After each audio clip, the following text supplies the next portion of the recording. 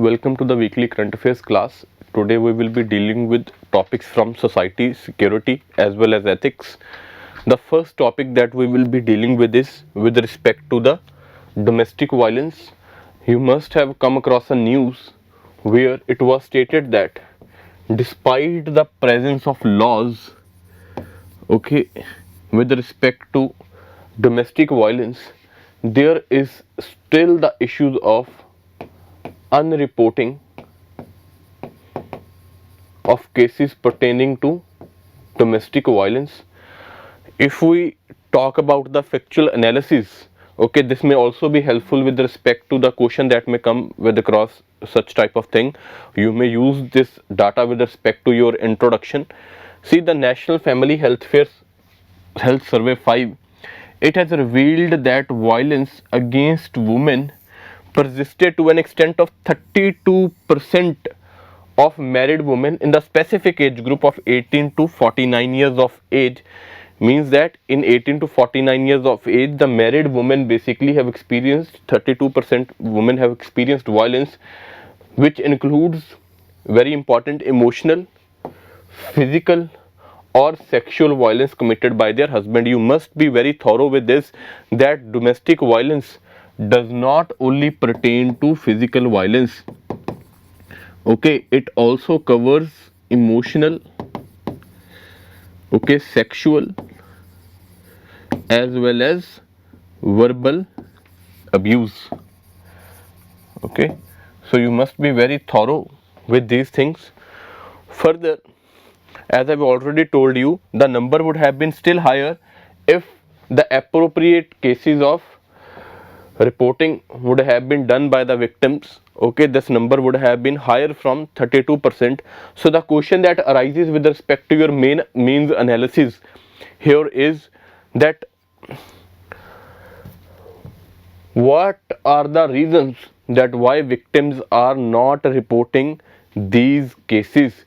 So that is the main analysis here. What the UPSC may ask with respect to, it may not ask whether there are laws present or not. What it may ask is why, despite the presence of laws, that there is still non-reporting of case. So first of all, the first reason is the patriarchal society.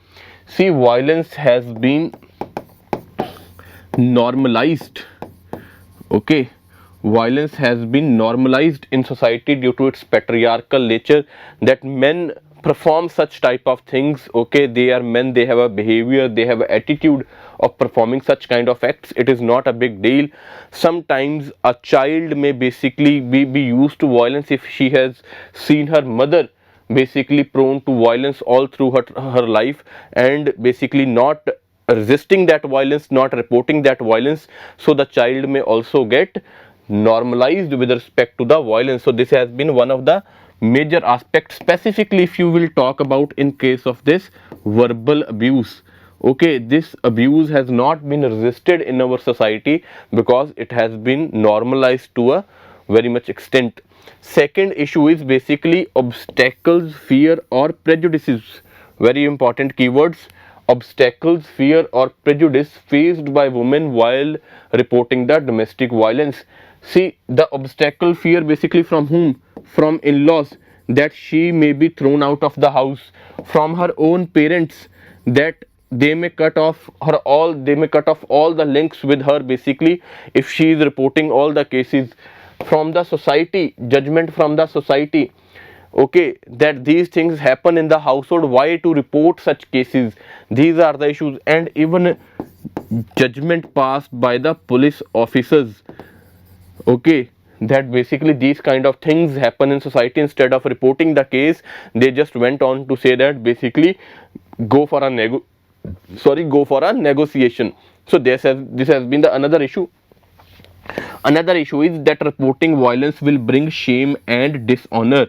See, the major issue here is family name, both of in-laws as well as of parents, that basically society will judge that her child is basically not well comfortable within her household. If I will get a divorce, basically it will bring a shame to me. I will be called as a basically divorcee. That kind of thing will bring a shame upon our family name. So why to make a issue of the things that are happening in our private space? So that is another issue. Next issue is the economic dependency. So, see specifically housewives, okay, even who have got their professional degrees but are not working, they face a major obstacles, because if they report the case, obviously I have already told you, they face the issue of abandonment by their in-laws as well as by their husband. So in that scenario, basically how they will survive in such some scenarios, I have already told you that their own parents, brother as well or sister as well, they refuse to take back the individual. So in that scenarios, the survival becomes critical. So out of economic dependency also, the victims basically do not report the cases. Further, we have also the issue with respect to inheritance. Okay, these laws are not fully well implemented. That is the another also reason basically that is creating the economic dependency. First is, women do not want to add burden on others. Okay, so that basically if we will get dependent, I will move back to my own family, so I will be extra member. Okay, specifically take an example, if a victim is from a lower class family, poor family, if I will get separated, I will have to go and live with my parents who may are also on the brink of survival. Okay, so I will add burden to that family or to my brother's family. That is another issue basically why women absorb this kind of violence. Next is non-helping environment, specifically with respect to women's parents. So that is the another issue as we have already discussed. So in that this slide, what are the basic issues again in a nutshell? Basically patriarchal society, obstacles, fear or judgment passed by the society, that is a issue. Then economic dependency is a issue. Shame or dishonor to the family's name, that is the another issue. The burden of basically women on the parents or on the brother's family, that is the issue. Then basically support from her own parents is also one of the biggest or critical issues here. Moving forward to another reasons, see another issue is basically women need to adjust or accommodate to family's needs. That is the another thing that women have to face. Basically if the woman reports to her in-laws, to her friends or to her basically parents or to her brother or to her sister that basically I am facing some kind of issues, what they will need say is basically you need to adjust or accommodate, go for a compromise. Okay, so in that scenarios also basically sometimes victim basically absorb the violence that they face in the family household. Next issue is basically domestic violence is not reported due to lack of witness, because courts work on evidence. Even if you report a case, if you sometimes women fear that if we will not be able to prove it, so basically we will be further exposed to more violence. So that is the another issue. Then uncertainty of a relation for the women if they have reported instances of domestic violence. Okay, sometimes basically so for example police officers sometimes do not basically consider the case of emotional or psychological abuse. Okay, they can say that basically if because you are not physically assaulted, we cannot do anything about it. So that is another issue. Then you have a problem of lack of access to free legal aid. Link it with the issue of economic dependency. Okay, your case is in court, obviously you will need a lawyer. Okay, and you are already dependent upon your in-laws or upon your husband, so they will not be bearing the fees obviously. So our government scenario of providing pro bono services, free illegal aid to such type of victims basically is almost non-existent and ineffective. So that also compounds the problems. Then lack of financial support to take up the court cases, we have already linked this with. Then basically next is police rarely report domestic violence cases. Many instances sent back women for reconciliation. I have already told you many a times basically police officers, if they are specifically known or to the perpetrator okay, or to the basically, or to the victim, or to the families, or to the in-laws, what happens in most of the scenarios is they try to bring a reconciliation rather than providing justice, to the victim. Okay, so that is another issue. Then most important one again is lack of protection officers under Protection of Women from Domestic Violence Act in the states. So that is a basically provision that is there in this act basically, but these protection officers are non-existent in states at the district level or at the state level, due to which these crimes are further perpetuated. So what are the points that are listed here? That compromising situation, okay, lack of evidence, lack of a relation with respect to abuse, then free legal aid is not there, then financial dependency with respect to fight the cases, then police officers focusing upon reconciliation rather than justice, and last is the lack of protection officers basically. So these are the issues. Moving forward, we also need to know what are the laws basically that are there to protect the victims. First of all is the Protection of Women from Domestic Violence Act 2005. The major thing that you need to understand here is, even if you have to provide this example in your way forward or in your measures, you need to understand that it covers physical, sexual, verbal, emotional and economic abuse by the husband. So you need to understand this. It does not only cover the physical abuse, it covers sexual, verbal, emotional and economic abuse.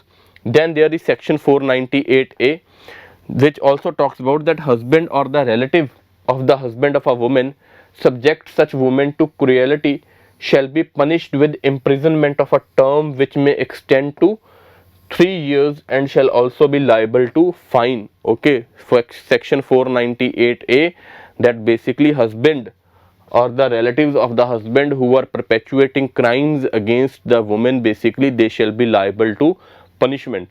So these things can be listed in your way forward or in your measures. So this was our first topic that was there. Moving forward, you also came across basically some army exercises that are happening, which may be important with respect to your prelims exams that are happening. So first of all, you must have witnessed the Yudh Abhyas exercise that is happening between, it is a bilateral military exercise between India and US. You must have seen in the newspapers that China has opposed this exercise happening in Uttarakhand basically. Okay, next is the basically Austra-Hind exercise that is obviously focus upon the name here, that is between India and Australia. Next one you have Agni Warrior exercise, basically that is between Singapore and India. Agni Warrior between Singapore and India, bilateral exercise. Then Harimau Shakti. Okay, Harimau, basically there's some use, you may understand this MAU here, basically it stands for Malaysian Army, basically it is between the Indian Army and the Malaysia. Next you need to understand is the Garuda Shakti. It is between India and Indonesia. Again important for your prelims exam and a very easy one, understandable from the name only, Kaz, and obviously between Kazakhstan and India. So in nutshell again, Yudh Abhyas between India and US, Austra basically understandable from the name India and Australia, Agni Warrior between Singapore and India, you need to learn this. Harimau Shakti, you can basically remember somehow that MAU here represents Malaysia, so it is between Malaysia and India. Garuda Shakti, again you need to learn that it is between India and Indonesia. Kaz in this basically understandable from name, that is India and Kazakhstan. So this is important for your prelims exams. Moving forward with respect to ethics case study, you must have seen this with the respect to the article that came in the Indian Express, okay, the prevention strategy for suicide. See, the article stated about that India, it specifically, first of all, it specifically focused upon the age group, okay, and created a very critical and worrying situation that the India is passing through. It stated that India is one of the world's highest suicide rate for the youth aged between 15 to 29, a very young age. Obviously you can say the future citizens of the country who will be contributing most to the economy. Okay, and many surveys have pointed out the rising rates in India owing to, within this age group, owing to social, economic and psychological reasons. Many surveys, some have reported the sociological reasons behind this, some have reported the economic uncertainty behind this, some have reported to the mental stress or anxiety that the individuals face in today's society because of competition and all that scenario. Okay, so it brings out some very specific issues.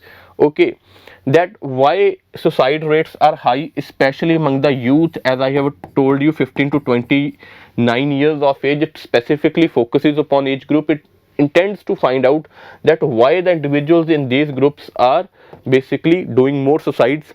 Then it wants to find out that why suicide rates are high even in some developed states, it means economically prosperous states. Obviously some studies have pointed out that economic uncertainty is a reason, but the states which are economically prosperous, they have less economic certainty, they have more job and employment opportunities. So why the suicides in that states?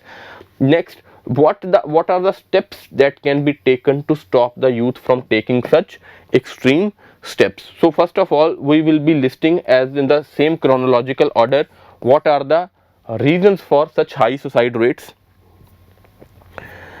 See, the first reason that have been listed is obviously the majority of the people, you can say that they are individuals who are school going, college going, okay, graduates, post graduates, and whose career has just started, okay, or who are in basically search of job. This is the age group of 15 to 29 years of age.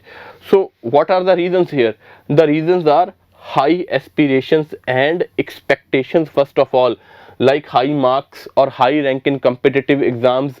If somebody has completed his or her degree, is in a career phase, a quick success in business. For example, you are preparing for UPSC, there is a competition and stress on you to score the high marks in your optional, in your GS paper, in your essay paper, what type of rank you will be getting. So that creates a kind of psychological stress. Okay, if somebody has started just as what we say startup business, he has a or she has a basically stress to get a quick success in a business. That is the issue. Then low compromising attitude. Basically anybody does not want to go through the phase of failure, everybody wants only success. Even a minor setback can create stress. So that is another issue. Then there is a peer pressure. Obviously friends, cousins who have achieved something in academic or in their business, okay, somebody has cleared some paper, IIT paper, somebody has cleared UPSC paper, somebody is doing very well in his or her career, that creates a peer pressure that I am left behind. So that also creates a kind of psychological stress upon the individual.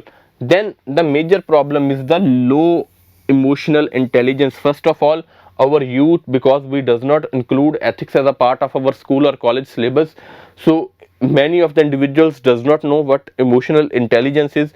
They do not know how to deal with kind of situation of stress. Okay, the low intelligence to realize that one incident in life is not the end, and they need to keep patience and perseverance, that if they will keep on fighting, if they will keep on doing their hard work, they will at the end succeed. Okay, so that is a major issue basically here, the lack of ability to understand, to gauge their actions, to basically identify the situation, basically that is the major issue here. Then absence of joint family. Obviously we know that basically today nuclear family is on the rise. So what is happening with that? Basically individuals who are left at you, basically the individuals who used to perform the role of socialization, specifically grandparents, okay, they are not behind. So some kind of family support is missing in the area of emotional stress when the individual is not doing well in his or her studies, he or she is not getting desired goals achieved in his or her business, they are not performing well in their career, some emotional in crisis, you need motivation, you need a pat on your back, that kind of thing is missing. So what are the reasons here? High aspirations, peer pressure, okay, refusal to basically acknowledge is a failure in society, okay, and then there are lack of emotional intelligence to deal with the critical situation, and lack of family support basically because of declining joint family trends. Moving forward, what are the other basically issues? Stress due to urban lifestyle. See, this is one of the major reason. Urban lifestyle, it also leads to mental suffering. So that is another issue that is prevailing there. Urban society is all about very hustle bustle, okay, very basically chaos, very fast moving life, you need to catch up every day, that kind creates a kind of stress. Then incidents like failed marriage affect one professionally as well. Sometimes individual is not doing well in his or her personal life, so that takes a toll on professional life.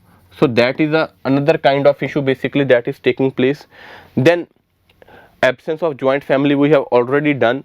Then you have agriculture distress, okay, economic reason specifically that is prevailing is present in developed states as well. Maharashtra has the highest number of farmers out. We discussed that why the basically economically prosperous states are witnessing high rate of suicides.